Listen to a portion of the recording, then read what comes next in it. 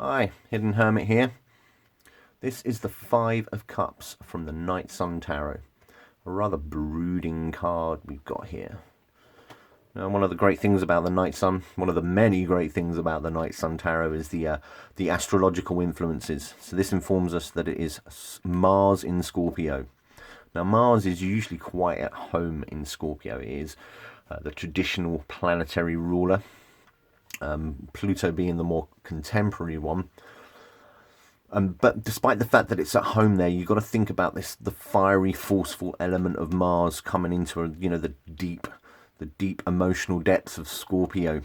When we mix fire with water, you get a bit of steam, if you like.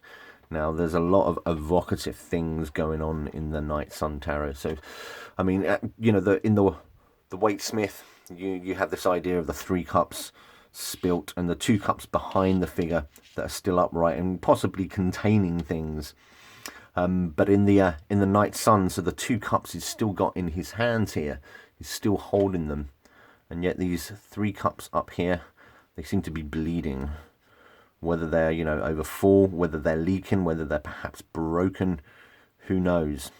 But you do get that sense.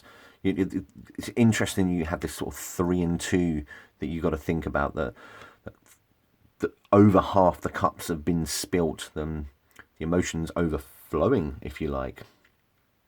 In the wee little white book that comes with the Night Sun, the Five of Cups tells us about reflection, reconciliation, resistance, disappointment, and interestingly, prudence. So you have those almost negative ideals that come up first, and then that idea of prudence coming up lastly.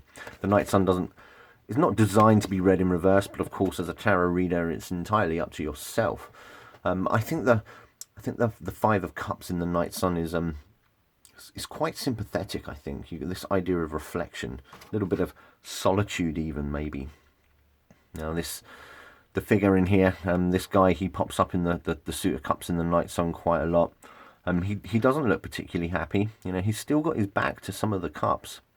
You have a Metatron's cube in the background on this stony granite wall, but he does appear to be lonely. You can also see that perhaps it's been spilling out onto his arm a little bit. It is a broody card, I think, especially in the Night Sun. The colour palette is a lot darker than some of the Cups cards. There is this darkness that Scorpio is, well, known for, whether rightly or wrongly, but that emotional depth, that hidden side of yourself. It's an interesting card. I love it. I love most of the Night Sun, if you watched any of my videos before.